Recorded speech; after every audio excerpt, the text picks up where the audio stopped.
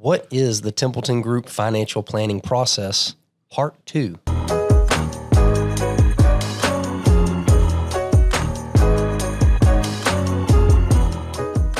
Hello, and welcome to the My Father Said podcast, where we discuss all things faith, finance, and family. I'm one of your hosts, Ryan. I'm both a father and a son. Hey, I'm Robert. I am his dad, and I am my dad's son. And today we are picking up where we left off last week. We are doing part 2 of the financial planning process that we do here at the Templeton Group. And so we'll dive right into that. But before we do, you guys have heard us talk about my brother Ethan before. And so, Dad, why don't you tell everybody what happened to your hand just this past weekend? Oh, seriously? Well, 1 year ago, let's go back a year. 1 year ago, we were at Ethan's house in Atlanta with him and Kelsey, his wife. And Ethan had this outdoor yard tool implement that was something that would crank it up and it would cut stuff. Mm-hmm. And so we were out there and he was cutting his hedges. Mm-hmm. And in the process, he cut his finger and had to go get stitches. Yep.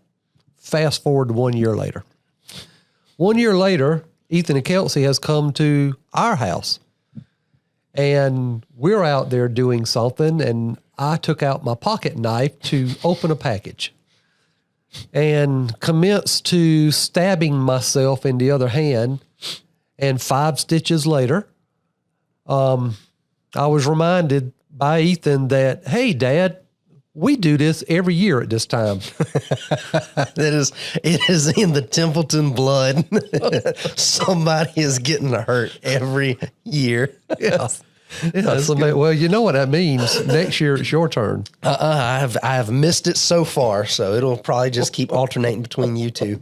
So you not only did you just cut yourself, not very long ago, you had surgery on your ankle too, right? Right. Tell us about that. Well, the surgery was a result of a bone spur, and not sure what precipitated the bone spur. Old age. I think it came from an injury in a hike that I did a couple of years ago, and I think it finally morphed into something that made it necessary for the surgery, and I have been recovering since. I am glad to say, though, that the doctors and the rehab folks have essentially released me conditionally to, when we get to the end of October, I'm going to be in Nashville.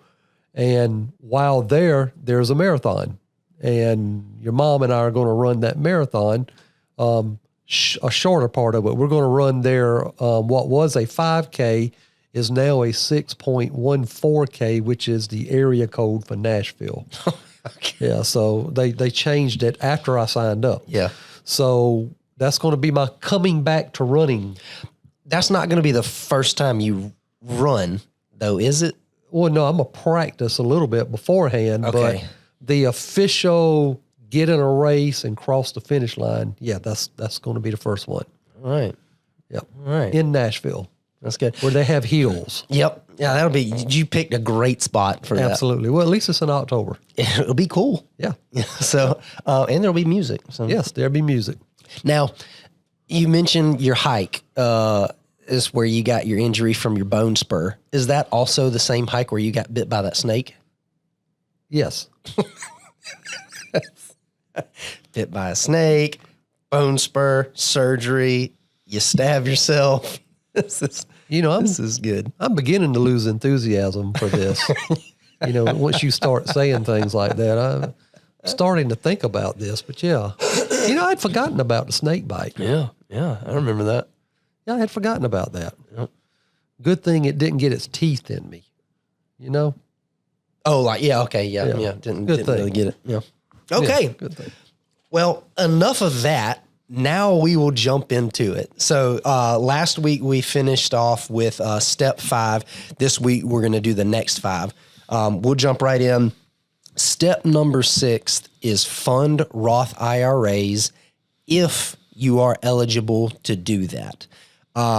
Tim and I have a entire podcast that we did about traditional IRAs versus Roth IRAs. If you are eligible, we would recommend step number 6 to fund the Roth. If you don't know if you're eligible, you can either call us or you can check out that podcast, and we dive into the weeds about the differences between those and if you would qualify for it. Yeah. If everybody in this country could do a Roth IRA, I would absolutely recommend that as part of their portfolio plan. That has got to be, from a product standpoint, in my estimation, one of the greatest things that has ever come out of rules and regulations and what you're allowed to participate in. But of course, income limits, have a lot to do with that. But if you're eligible to do a Roth IRA, I can't encourage you enough to look into it and to try to get one of those done. They are the best thing that's been around since the ice maker on the refrigerator. I would say sliced bread, but that's been around for ages. Yeah. But ice cubes. Have you ever really, when you've worked out in the yard, which you don't work out in the yard, but whenever you work out in the yard and you come in and your hands are filthy dirty and you're loaded down with dust and you just want something cold to drink, you slide that cup under there and you hear that thing go clunk, clunk, clunk, clunk, clunk, fills up with ice and cold water. Whoever invented that, they should have a monument made after themselves. That you think about that, that's so simple. Ice, the ability to make ice. Bottled water. Yeah. Being able to sell water, being able to sell something that makes ice. That is right. Scott, why didn't you think of that? Yeah. It's millionaires. I thought of enough other things. Just think about that. Somebody had the idea to take water that can come out of your spigot and put it in a container and put a label on it and sell it for 99 cents. Mm-hmm. It costs next to nothing to make. Yeah, and billions of bottled water are sold every year. Mm-hmm. Mm-hmm. That's wild. The simplest things. Mm-hmm. Only in America. And that, my friends, is why capitalism is the greatest enterprise ever. You can make a fortune off of something that God created and just gives us all. He gives it to us, and we still go out and pay for it. In the United States, it's 50 billion water bottles purchased per year. 50 billion purchased a year. In America alone. Holy cow. That's better than the Roth IRA. yeah. So it's the second best thing since the ice maker. That's good stuff. Well, so that was step 6. Step 7, and of course, these are the order that we'd recommend you do these in. Step 7, if you recall, we had said back in step 5 to pay off your high interest debt, and we left mortgage out of that. And the reason for that is because your mortgages typically are your lowest interest rate loans you have out there. Mm-hmm. And in addition to that, part of that interest rate is tax deductible. Mm-hmm. So we don't consider mortgage loans to be bad debt. Right. We call it not as bad debt. We want you to get it paid off, and this is where we want you to get it paid off here before you go into the next step that we're going to have. But paying off your remaining mortgage balance at this point in time in our order of operations, you're debt-free.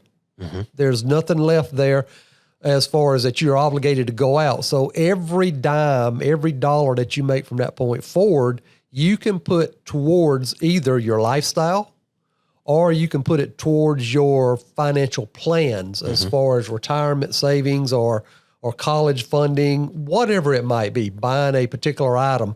You want to take advantage of that in this step, and you want to go gazelle crazy on getting this mortgage paid off and just pay extra and extra and extra. All these payments that you were making on your step 5 debt, you can add them into the snowball effect, either the snowball or the snowball avalanche.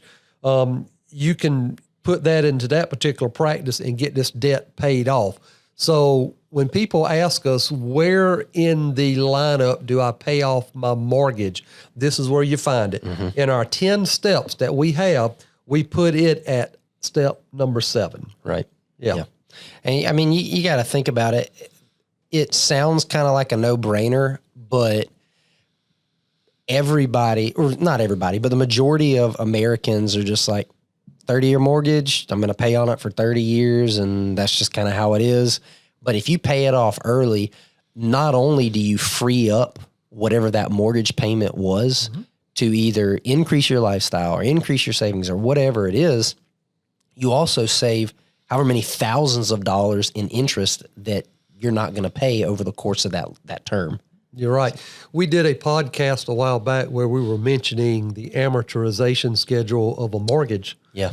And it was one that a gentleman, a real estate attorney here out of Columbia, Lee Haygood, he had shared with us one day, and we were looking at it, and I'm going to get this wrong. I'm just not going to be exactly right. But on a 30-year mortgage for a person who had borrowed like $200,000 on a 30-year mortgage, if they paid only the basic payment, they would end up paying back somewhere in the neighborhoods of over $400,000 back. So in a sense, they bought 2 homes, but only live in one. Right. So that, as I sat there and I heard that, I just got sad. I mean, I got sad for the people who are carrying mortgages these days because it's tight. You know, it costs a lot of money out here to live, and people really don't have a lot of extra change to try to get caught up. So it's a hard thing to do. So when you think about all these other bills that you're getting paid for, and that mortgage is over here eating up a lot of your ability to plan for your financial successful future, it can become despairing. Yeah. It can be. Yeah. And then step 8 is to maximize employer savings plan to the IRS limits. Now, one of the things that we want to highlight for you, step 7 and 8, does it go 7, then 8, or does 7 and 8 happen at the same time? Well, you know, these steps are not locked in stone. We want you to do these steps. And of course, every person who comes in here, when they're doing their plan, they're going to kind of determine what they want to do in what order. We're just putting down on paper what we think is the optimum way of doing things. But I understand that question. 7 and 8, do I forego getting free money Right. to pay on the mortgage? And my position on that is really where are you at in the mortgage? Yeah. All right. If you're very early on in the mortgage and we've got years and years and years, well, let's kind of run the numbers and see where it makes sense. But if you're close to getting that mortgage paid for, then I'm all about killing it. Yeah. Just get it gone, get it out of there. So yeah, we would tell you to maximize your employer savings plans to the allowable IRS limits. And if you recall way back at step 3, which kind of led into this, at step 3, what we ask our clients to do is participate in your employer plan up to the match. Yep. So if the employer is matching 1%, you do 1%. Right. They're doing If 10. if they're doing 10%, you match 10%. Whatever they're doing, you get all of the match. And then the excess monies, you start paying down on your 3 to 6 months living expenses, your high interest rate cards. And then when you get those done, come to the IRA, and then we're up to the mortgage. All right. So that's where we bring in that excess monies, because as you get older, your income should be increasing for no other reason than just the cost of living and the increase in wages. Right. So that should go up. But if you're also exercising your due diligence and you're keeping your expenses at a lower level, then the gap between expenses and income should become greater and greater and greater, Right. where you have more money. Yeah. So yeah, you kind of and that's the unique thing about these steps. Each individual that comes in, they are unique in their financial situation. Yeah. So you would almost say that 7 and 8, do you do them together or do you do them separate? Really depends on what your financial plan is, Exactly. or what the goal is. Yeah. Yeah. Yes, absolutely in that area. So whenever you maximize your employer plan to get all of the money you can get, that is going to help you with your adjusted gross income, cutting it lower to hopefully where you will pay less in taxes. Yeah. Or now with the revised 401k rules that have come out, you can maybe put more money in your Roth and get a match against the Roth. Yeah. So really there's a lot of opportunity here to do some great planning based off of that individual's objectives, what they want to do. Yeah. Step 9. After you have done everything that we've said to this point and you've still got money left over, you're one of those fortunate people in this country that still has money left over. After that, step 9, we want you to fund an after-tax brokerage account. Because we want you to have, an ideal plan, you got 3 sources of income coming from your investments. Yep. You got your pre-tax, you got your tax-free, and then you got your tax-favored. Right. So your after-tax brokerage accounts, those would be your tax favored. That's where you're paying your lowest capital gain. That is, unless Kamala gets elected. All right. And then that thing that she's talking about with taxing or increasing the tax rate on unrealized capital gains. Yeah. If anybody who really listens to that and understands if that is indeed the case, because I'm going to be honest with you, I don't know if that is a platform of hers. I've just read it on social media. But if it is, if it's truly a platform position where you're going to get taxed on unrealized capital gains, then every human being who owns anything would run from electing her. Yeah. Because they're going to make you go out and borrow money to pay taxes. Yep. I mean, it's just the realization of that. If that is accurate, here's another thing you got to think about. Unrealized capital gains. In our industry, we're thinking about investment accounts, after-tax brokerage accounts. What about real estate? Yeah.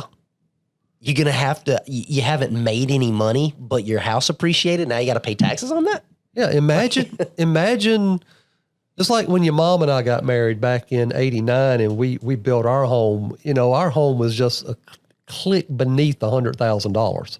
No kidding. Okay. Yeah. Whenever we built our home, well, today it's $350,000. Yeah. So basically on that, I've got to come up with taxes for $250,000 gain. And I still have my house. I haven't sold my house. And if I don't have $250,000 worth of money sitting off to the side to pull taxes from, then I don't know what the ramification is. Do I go to jail? Do they kick me out on the street? You go to prison or you get a credit card and max it out, I mean, we've kind of gotten off course now chasing the rabbit on this, but so for the people who have extra dollars, we encourage you to fund your after-tax account, your brokerage account. Also, in addition to that, you've got the option to go out and make some other investments. You invest in real estate. Yeah. Invest in something. But of course, you want to pay attention to the tax code. Yes. And you also want to pay attention to the requirements to you, the individual, for whatever you're doing with that excess money. You just want to make sure you understand the responsibilities that come with it. Heck, if you want to, you can give some away. I mean, give it to charity. If you want to be a philanthropist somewhere, just give to a charity of your liking, one that draws on your heartstrings. Yep.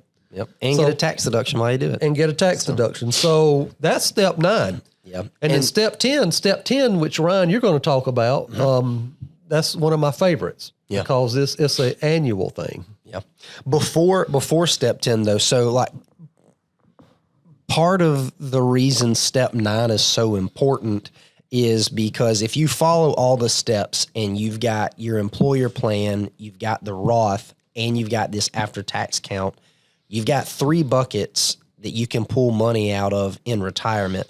And why that matters is we don't know what the tax rates are going to be in retirement. We do know that as history goes on, taxes tend to increase.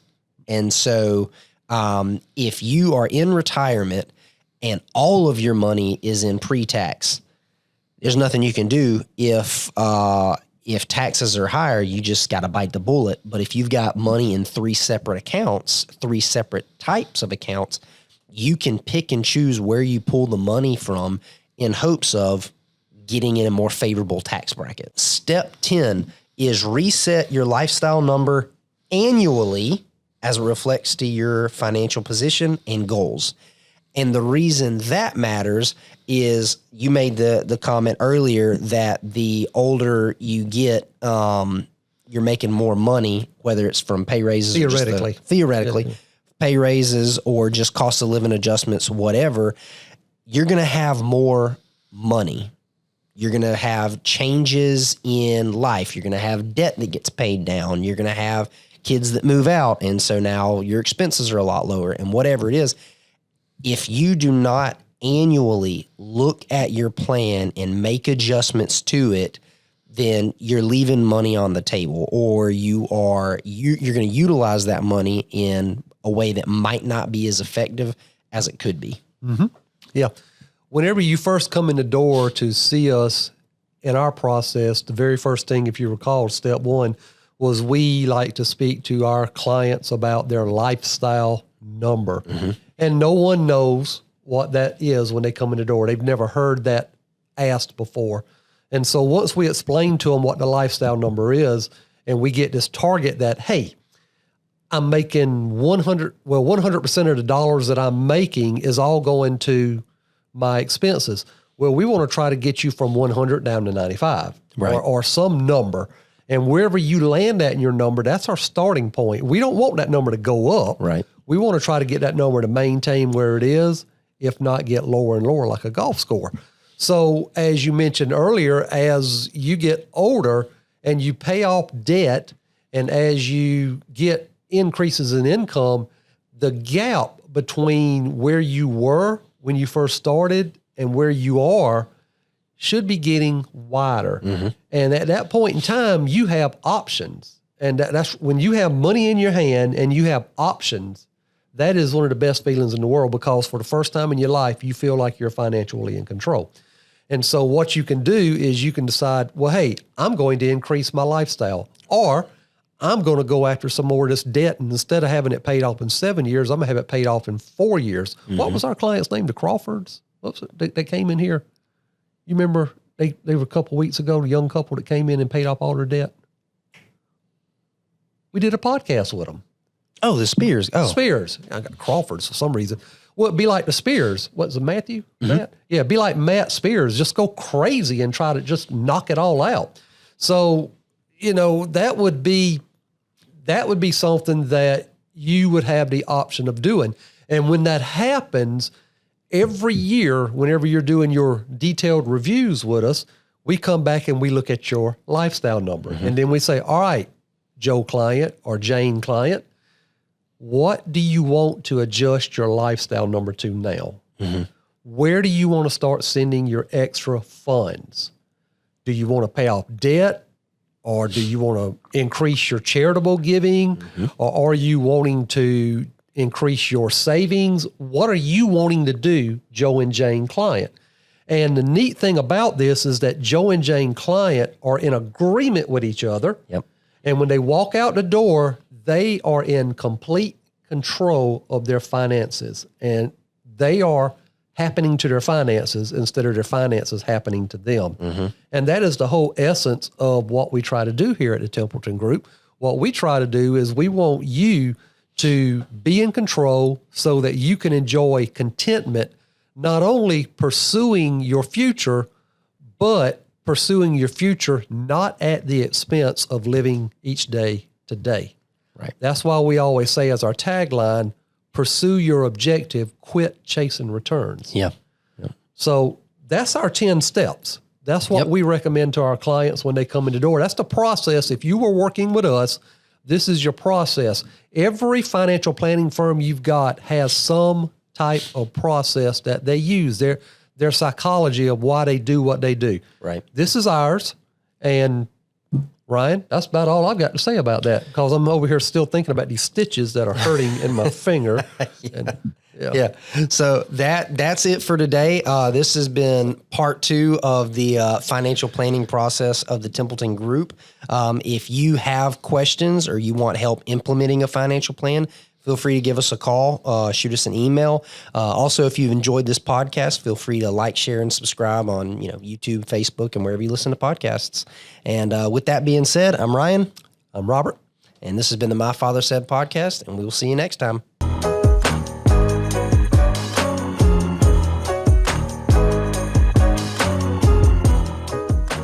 The opinions voiced in this video are for general information only and are not specific advice or recommendations for any individual. All performance reference is historical and is no guarantee of future results. All indices are unmanaged and may not be invested into directly. Economic forecasts set forth may not develop as predicted, and there can be no guarantee that strategies promoted will be successful.